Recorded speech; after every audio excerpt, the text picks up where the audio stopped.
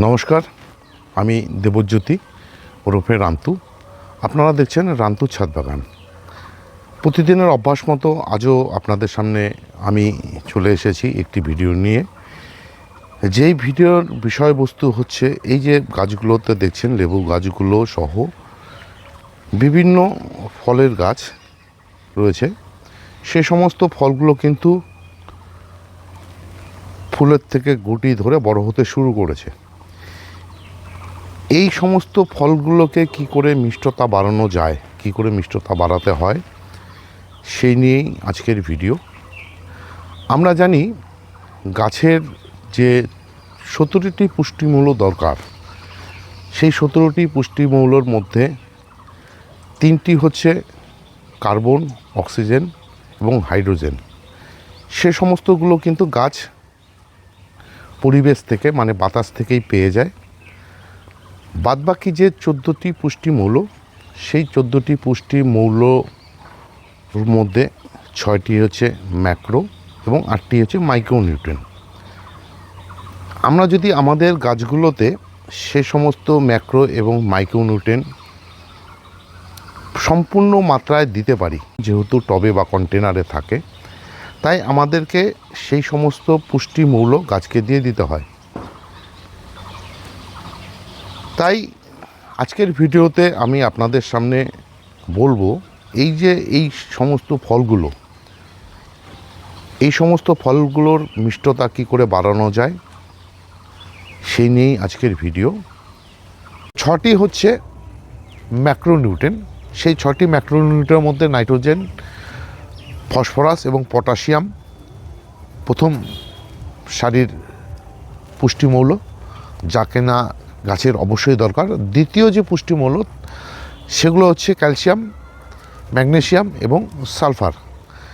তার মধ্যে এই যে ফলের মিষ্টতা বাড়ানোর জন্য দরকার ম্যাগনেসিয়াম, ক্যালসিয়াম এবং পটাশিয়াম, যাকে আমরা সংক্ষেপে এমসিকে বলতে পারি। এই যে মিষ্টতা বাড়ানোর জন্য যে পুষ্টিমূল্য, সেই পুষ্টিমূল্যর মধ্যে প্রথমেই শুরু করব আমি ক্যালসিয়াম দিয়ে। যে ক্যালসিয়াম কি করে গাছকে সহায়তা করে, ফলের কি করে মিষ্টতা বাড়ায় সেটা প্রথমে বলি, তারপর বলবো পটাশিয়াম কি করে করে, 3 নম্বর ভাবে বলবো যে ম্যাগনেসিয়াম কি করে গাছের মিষ্টতা, ফলের মিষ্টতা বাড়ায়। এই সমস্ত ফলকে মিষ্টতা বাড়াতে গেলে আমাদের দরকার ক্যালসিয়াম, ম্যাগনেসিয়াম এবং পটাশিয়াম। এই ক্যালসিয়াম, ম্যাগনেসিয়াম এবং পটাশিয়াম এই 3টি বিষয়ের উপরে আমার যে চ্যানেল রান্তুর ছাদ বাগান, সেই চ্যানেলে আলাদা আলাদাভাবে তাদেরকে কিভাবে ব্যবহার করতে হয়, তাদের প্রয়োজনীয়তা কী এবং তাদের যে ক্ষমতা, কর্মক্ষমতা কী, সেই নিয়ে ভিডিও দেওয়া আছে। আমি আজকের এই ভিডিওর ডেসক্রিপশন বক্সে ম্যাগনেসিয়াম, ক্যালসিয়াম এবং পটাশিয়ামের উপরের যে ভিডিওগুলি রয়েছে সেই সমস্ত ভিডিওর লিঙ্ক দিয়ে রাখবো, চাইলে আপনারা দেখে নিতে পারেন। তাও আমি আজকের ভিডিওতে তুলে ধরছি ফলের মিষ্টতা বাড়ানোর জন্য ক্যালসিয়াম, ম্যাগনেসিয়াম এবং পটাশিয়াম কিভাবে কার্যকরী ভূমিকা পালন করে। গাছের কোষের নিয়মিত বৃদ্ধি, কোষের প্রাচীর গঠন, কোষের বিভাজন ও গাছকে শক্তপোক্ত করতে সাহায্য করে ক্যালসিয়াম। নাইট্রোজেন ও অন্যান্য উপাদান সঠিকভাবে গ্রহণ করার জন্য ক্যালসিয়ামের প্রয়োজন। এটি গাছের উৎসেচক বা এনজাইমকে কার্যকরী করে তোলে। কোষের মধ্যে থাকা জল পরিবহনে সাহায্য করে। এর অভাবে ফুল, ফল, কাণ্ড এবং শিকড়ের মধ্যে যে বৃদ্ধি, সেই বৃদ্ধি বাধাপ্রাপ্ত হয়। ফুল, ফল, পাতা বিকৃত হয়ে যায়, ফলে কালো স্পট দেখা দেয়, পাতার ধার বরাবর হলুদ হয়ে যায়। জৈব উপাদান হিসাবে আমরা কাঁচের ডিমের খোসা ক্যালসিয়ামের উৎস হিসাবে পেয়ে থাকি। এছাড়া হাড়গুঁড়ো শিংকুচেতেও ক্যালসিয়ামের উৎস কিছুটা পাওয়া যায়। কিন্তু এই সমস্ত উপাদান মাটির সাথে মিশতে বেশ কিছুদিন সময় লেগে যায়। তাই আমাদের ক্যালসিয়ামের উৎস হিসাবে চুন ব্যবহার করতে হয়। এই চুন মাটির যে অ্যাসিডিক ভাব সেটাকে দূর করে, মাটির যে পিএইচ লেভেল সেটাকে ঠিক রাখে। তাই বলে ঘন ঘন চুন কিন্তু গাছে ব্যবহার করা ঠিক না। এই চুন ব্যবহারের ফলে গাছের ফলনের কিন্তু বৃদ্ধি পায়। ক্যালসিয়াম হিসাবে আমরা জিপসাম ব্যবহার করতেই পারি। জিপসামের মধ্যে যে সালফেট থাকে তা গাছের ক্লোরোফিল গঠনে সাহায্য করে। এর ফলে গাছের পাতা সবুজ হয়ে ওঠে। তাই এটি ব্যবহার করলে আমাদের আর সালফাইড ব্যবহার করতে হয় না। এই যে গাছের পাতা সবুজ হয়ে ওঠে, গাছের ফল ফুলের সৌন্দর্য বৃদ্ধি পায়। এর ফলেই কিন্তু গাছের যে ফলের যে মিষ্টতা, সেই মিষ্টতা কিন্তু অনেকাংশেই বেড়ে যায়। ফলের মিষ্টতা বাড়ানোর জন্য পটাশিয়ামের ভূমিকা সবথেকে কিন্তু বেশি। তাই পটাশিয়াম নিয়ে আপনাদের সামনে অল্প কিছু তুলে ধরি। নাইট্রোজেনের পর গাছের প্রয়োজনীয় যে উপাদান তা হলো পটাশিয়াম। গাছের সঠিক বৃদ্ধিতে পটাশিয়াম অপরিহার্য। বেশিরভাগ গাছে নাইট্রোজেন ও পটাশিয়াম কিন্তু সমানভাবে কাজে লাগে। নাইট্রোজেন ও ফসফরাস গ্রহণের যে ক্ষমতা সেটা হচ্ছে পটাশিয়াম বজায় রাখে। গাছের জলের শোষণ ও পরিবহন বাড়ায় পটাশিয়াম। উদ্ভিদ দেহে শর্করা ও কার্বোহাইড্রেট গঠন করে পটাশিয়াম। পাশাপাশি কার্বন ও ম্যাঙ্গানিজের ক্ষমতা বৃদ্ধি করে। পটাশিয়াম গাছকে শক্তপোক্ত করে এবং রোগ প্রতিরোধক যে ক্ষমতা সেটা বাড়িয়ে তোলে। খরা ও ঠান্ডা সহ্য করার যে ক্ষমতা সেটা লাভ করে। ফল সবজির গন্ধ ও উজ্জ্বলতা বাড়ায়। মাটির পিএইচ লেভেল ঠিক করে। এর অভাবে গাছের জল পরিবহনে কম হয়, ফলে গাছের পাতা পুড়ে যায় বা গাছের পাতা ঝলসে যায়। পাতায় ছোপ ছোপ দাগ পড়ে। গাছেরা ঠিকমতো খাবার তৈরি করতে পারে না, ফলে তার রোগ প্রতিরোধক যে ক্ষমতা সেটা কমে যায়। পোকামাকড়ের আক্রমণ বেড়ে যায়। গাছের ডাল ভঙ্গুর হয়, ফল ফেটে যায়, মিষ্টতা কমে যায়। জৈব উপাদান হিসাবে পটাশিয়াম আমরা খুব কম পেয়ে থাকি। তারপরেও পাকা কলার খোসা, পেঁয়াজের খোসার মধ্যে কিছুটা পটাশিয়াম পাওয়া যায়। রাসায়নিক সার হিসাবে পটাশিয়ামের সোর্স হলো এসওপি, যাকে আমরা সালফেট অফ পটাশ বলি। সাংঘাতিকভাবে বলি 0050। এতে পটাশিয়ামের পাশাপাশি সালফেটও রয়েছে।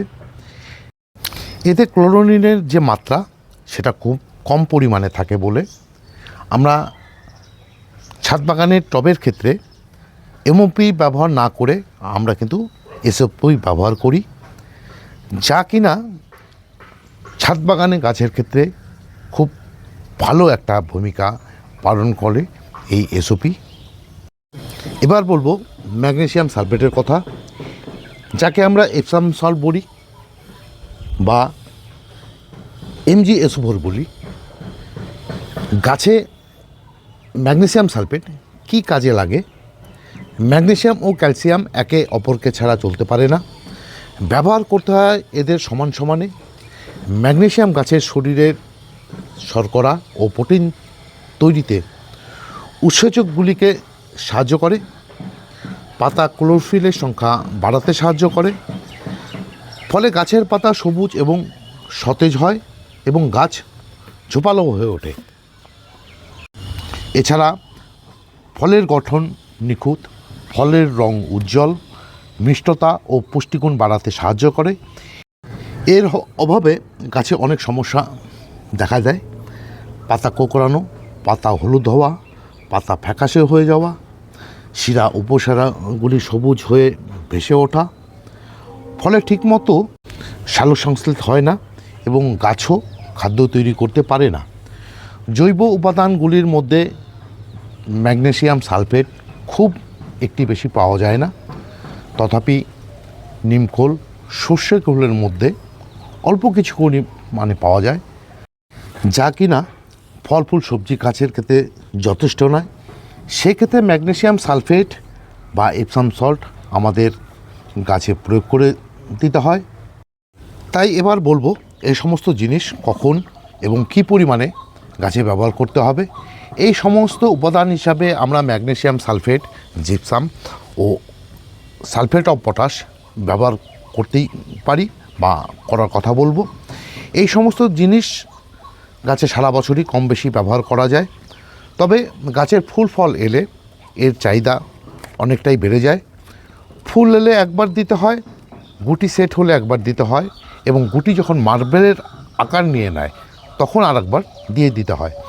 12 ইঞ্চি টবের জন্য ম্যাগনেসিয়াম সালফেট, জিপসাম ও এসওপি 1 চামচ করে নিয়ে একসঙ্গে মিশিয়ে টবের মাটিতে দিয়ে দিতে হয়। ম্যাগনেসিয়াম সালফেট এবং এসওপি 1/2 চামচ করে নিয়ে 1 লিটার জলে ভালো করে মিশিয়ে গাছে স্প্রে করে দিতে হয়। জৈবভাবে যদি আমরা এসব দিতে চাই তাহলে এপসাম সল্ট আমাদেরকে দিতেই হবে, তার সঙ্গে নিয়ে নিতে হবে ডিমের খোসার গুঁড়ো এবং কলার খোসার গুঁড়ো। সেটাকে ভালো করে মিশিয়ে আমাদের গাছের টবে দিয়ে দিতে হবে, এবং তার যে পরিমাণটা হবে তার পরিমাণটা হবে 1 চামচ নিতে হবে এপসাম সল্ট, 2 চামচ করে নিতে হবে ডিমের খোসার গুঁড়ো এবং কলার খোসার গুঁড়ো। আমি কিন্তু আমার গাছে ঠিক এভাবেই ব্যবহার করে থাকি। এই ব্যবহারের ফলে ফল ফুল কিছুটা হলো আকার বৃদ্ধি পায়, ফলের মিষ্টতা কিছুটা হলেও বেড়ে যায়। আপনাদের কাছে তাই অনুরোধ করব, আপনারা আপনাদের বাগানের ফলের গাছের ক্ষেত্রে ফলের মিষ্টতা বাড়াতে এইটুকু করুন। আশা করি কিছুটা হলেও আপনাদের ফলের গাছের মিষ্টতা বেড়ে যাবে। ছিল আজকের ভিডিও, কী করে ফলের মিষ্টতা বাড়ানো যায়। এমসিকে ম্যাগনেসিয়াম, ক্যালসিয়াম এবং পটাশিয়াম, সেই পটাশিয়াম, ম্যাগনেসিয়াম, ক্যালসিয়াম নিয়ে এতক্ষণ আপনারা শুনলেন কি করে গাছকে এর যে ফল সে সমস্ত ফলকে কি করে মিষ্টতা করানো যায়, তার উপরে এতক্ষণ আপনারা দেখলেন ভিডিওটি যদি আপনাদের ভালো লেগে থাকে তাহলে একটি লাইক দেবেন, কমেন্ট করবেন, এবং আমার এই যে চ্যানেল, এই চ্যানেলটিকে অবশ্যই সাবস্ক্রাইব করে নেবেন এবং আপনাদের আত্মীয় পরিজন, বন্ধুবান্ধবের সঙ্গে আজকের এই ভিডিওটি শেয়ার করবেন। কেননা প্রতিদিন দুপুর 1টায় আমার চ্যানেলে এই গাছ সংক্রান্ত বিষয়ের উপরে বিভিন্ন ভিডিও চলে আসে। সে সমস্ত ভিডিও দেখতে চাইলে বা পেতে চাইলে আমার এই যে চ্যানেল রান্তুর ছাদ বাগান, এই চ্যানেলটিকে অবশ্যই সাবস্ক্রাইব করে নিতে হবে। সবাইকে অশেষ ধন্যবাদ এবং শুভেচ্ছা জানিয়ে আজকের এই ভিডিও শেষ করছি। সবাই ভালো থাকবেন, সুস্থ থাকবেন, সবুজের সাথে থাকবেন। ধন্যবাদ।